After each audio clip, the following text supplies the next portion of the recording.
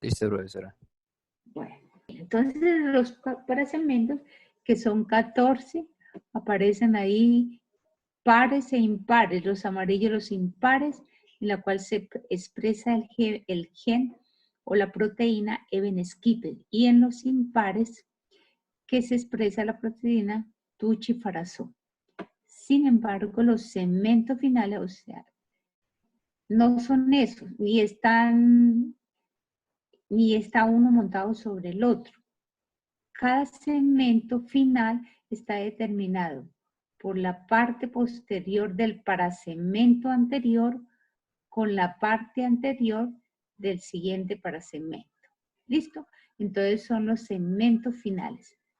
¿Quién lo determina? Lógicamente, quien lo va a determinar es la expresión de otro gen, que lo va a delimitar. Los 3 primeros parasegmentos se van a fusionar y van a formar lo que es la cabeza. Los otros, entonces van a formar lo que es el tórax y el abdomen.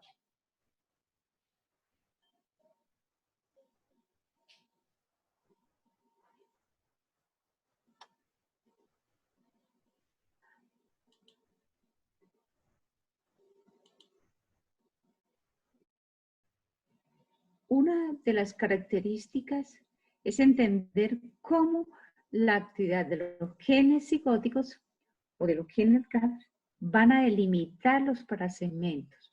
Entonces decíamos nosotros que hay proteínas que delimitan digamos las bandas o el parasegmento. Entre esos tenemos a la BCOY, proteína BCOY, y tenemos a la proteína Hunchback. La delimitación de cada parasegmento está determinada es por la proteína GIANE, aunque es BCOY y Hunchback son proteínas maternas, pero quien va a delimitar el parasegmento son las proteínas GAP o las proteínas, la proteína las proteínas cigóticas, que son la GIAN y la CRUPEL. ¿Entendido? Entonces van a delimitar el parasegmento. Es una forma de esto para poder entender cómo se delimita el parasegmento.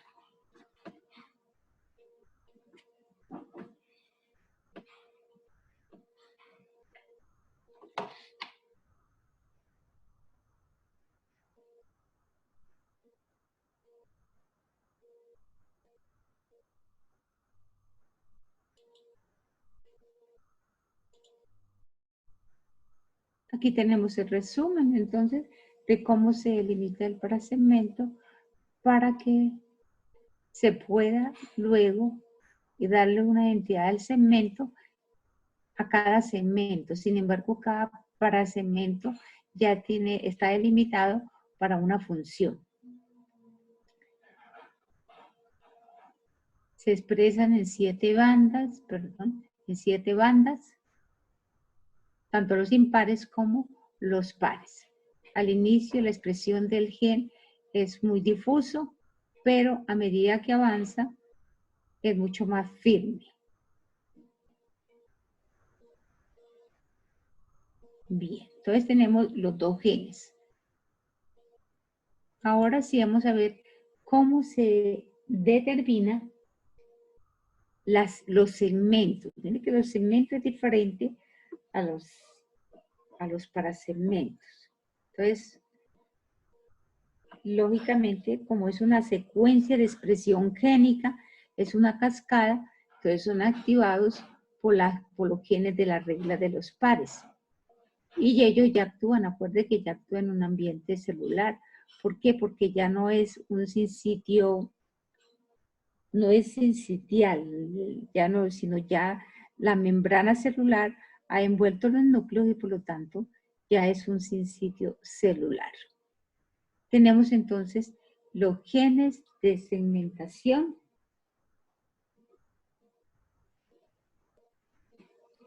Se expresa también en las 14 bandas porque van a ser 14 genes. Y tenemos estos genes de segmentación. En Grayled, que se expresa en la parte anterior de cada parasegmento. Por lo tanto, va a definir el linaje celular. Es un gen selector y proporciona a un grupo de células una identidad. Acuérdate que ellos solamente se expresan en un grupito de células que están en la superficie de la membrana. Son 5, ¿por qué? Porque solamente hay una hilera de células que rodean al embrión. Entonces, por eso tienen una selección específica. Solamente a 5 o 7 grupos de células. En cambio que Wingles está en la parte posterior.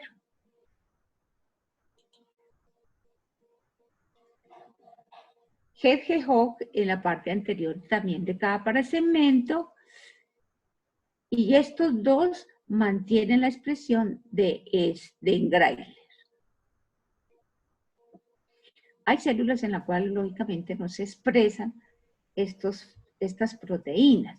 Por lo tanto, como no se expresa esta proteína, tiene lógicamente que haber una proteína que mantenga estas células. Y ese es Patcher. Vamos a ver cómo se ve. Bien. Aquí tenemos entonces un cuadro en el cual nosotros podemos ver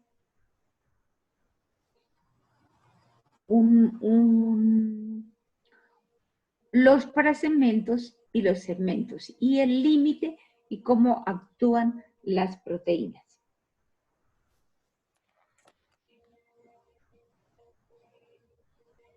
La característica o sea, en las moscas es que nosotros podemos, digamos, diferenciar o distinguir esos segmentos ya en la larva sobre la epidermis. Y recordemos que en la parte ventral de la mosca, en la epidermis, existen unas dentículas o unos pelos que tienen una polaridad. Van hacia atrás. ¿Listo? Entonces, por eso. Entonces, aquí tenemos el cuadro en el cual se ve bien definidos tanto los parasegmentos como los segmentos. La línea verde que usted ve va a determinar son los parasegmentos. Y el azul, los segmentos. Entonces, en la parte anterior de cada parasegmento,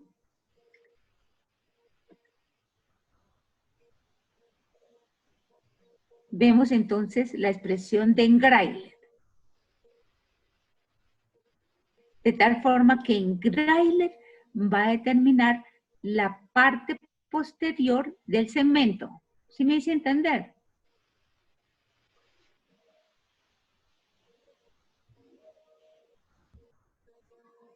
¿Sí?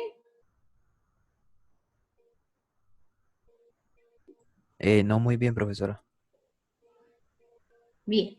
Entonces tenemos que la línea verde, ¿sí? Este es un parasegmento, otro y otro. ¿Listo? Sin embargo, la identidad se ve en el segmento. Y los segmentos están determinados por la línea azul.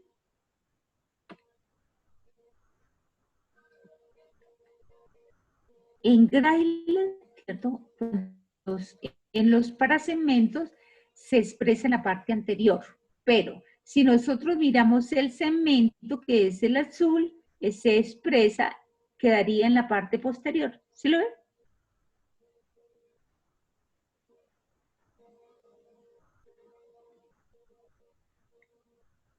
Y Patchet se expresaría donde no se expresa Winglis. Mire, este es Patchet. Aquí no se expresa Winglis, pero se expresa Patchet. ¿Por qué? Porque hay que mantener esas células.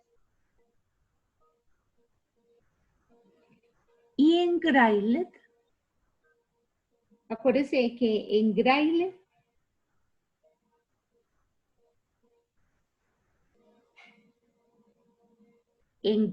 está en la parte posterior del segmento, sin embargo, es mantenido por Winglis y esta proteína, HERHOG.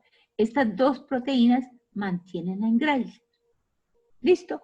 Para poder identificar o para poder mantener los segmentos. ¿Entendido? Entonces, la expresión de la proteína, la protección de las proteínas, para poder determinar los segmentos y darle una identidad, depende, ¿cierto?, de dónde se expresa, porque son aproximadamente 1, 2, 3, 4, 5 células, 7. ¿Listo? Entonces, eso va a determinar dónde se expresa la proteína para poder definir si es un segmento o para dar un límite a lo que es un segmento y un parasegmento. ¿Entendido? Fácil esa gráfica de entender.